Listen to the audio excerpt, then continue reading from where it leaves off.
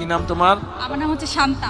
তুমি এখানকার ভোটার? জি, আমি এখানকার ভোটার। আচ্ছা, তুমি কি বলতে চাচ্ছ বলো এবার। আমি হচ্ছে গৃহিণী। তো আমি আদমজি ক্যান্টনমেন্ট কলেজ থেকে পাশ করে বের হয়েছি। তো আমাদের মেয়েদের জন্য কোনো কর্মসংস্থানের কোনো ব্যবস্থা নাই এখানে।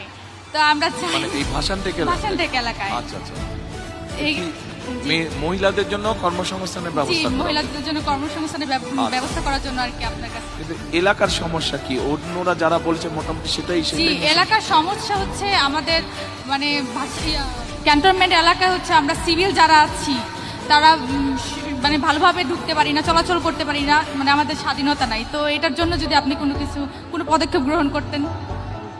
আচ্ছা ঠিক যারা আছে। সিভিল যারা আছে আমরা ভাষানটেক এলাকা, তারা ক্যান্টনমেন্টে ঢুকতে অনেক অসুবিধা হয়। আচ্ছা ঠিক আছে, সেটা একটা সিকিউরিটির ব্যাপার হয়তো আছে, সেটা জি, জি, ক্যান্টনমেন্ট জি, অথরিটি জি, যারা জি, আছে জি। তাদের সাথে কথা বলে দেখতে হবে জি। তারা কতটুকু এলাকা করে, সেটা জি। সেটা হচ্ছে অন্য একটা বিষয়। জি। কিন্তু আপনার মতে এলাকার সমস্যা কি কি?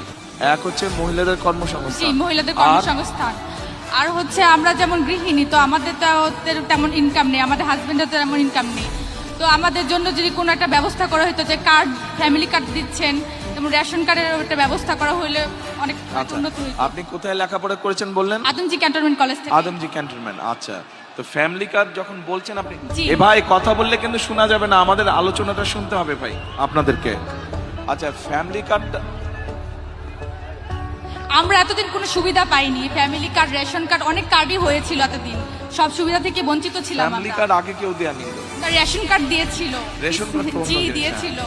আচ্ছা, তো ফ্যামিলি কার্ড যখন বললেন, এই যে ফ্যামিলি কার্ডের এটা হচ্ছে স্যাম্পল, জি, এটা তো এখন আমরা একটা স্যাম্পল বানিয়েছি, ইনশাআল্লাহ জি, সরকার জি। গঠন করলে জি। এরকম সরকার থেকে দিবে। জি, তো ফ্যামিলি কার্ডটাতে পেলে, ফ্যামিলি কার্ড পেলে জি। আপনার মতন একজন নারীর কি সুবিধা হবে বলে আপনি মনে করেন? ফ্যামিলি কার্ডটা পেলে আমাদের অনেক সুবিধাই হবে। যেমন এটার মধ্যে তো অনেক আমরা এখানে কি দিব আগে বলে দেই। হ্যাঁ, জি, বলেন। মা বোনেরা আপনারা একটু খেয়াল করেন, ভাইরা আপনারাও শুনেন একটু সবাই।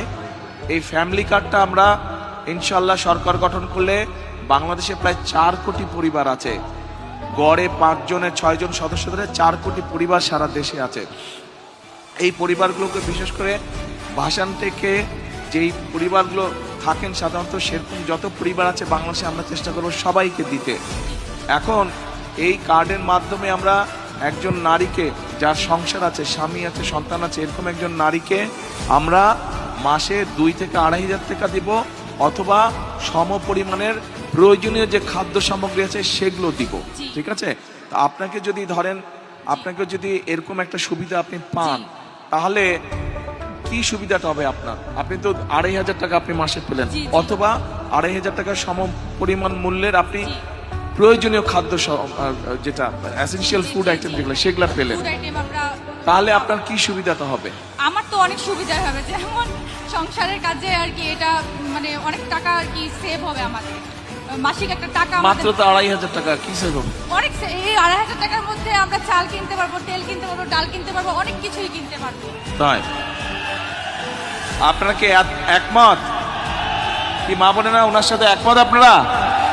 আচ্ছা, কিন্তু একমত যদি হন তাহলে এক মিনিট যদি একমত হন, এবং আপনারা যারা পুরুষ ভাইরা আছেন, আপনারা যদি চান আপনার মা বা আপনার স্ত্রীর হাতে এরকম একটি ফ্যামিলি কার্ড পৌঁছাক, বা আপনার বোন যে সংসার করছে তার হাতে ফ্যামিলি কার্ড পৌঁছাক, আমরা ফ্যামিলি কার্ড দেই, এইটা যদি চান, তাহলে তো দুটো কাজ করতে হবে। এক, এখান থেকে বিএনপির প্রার্থীকে জয়যুক্ত করতে হবে।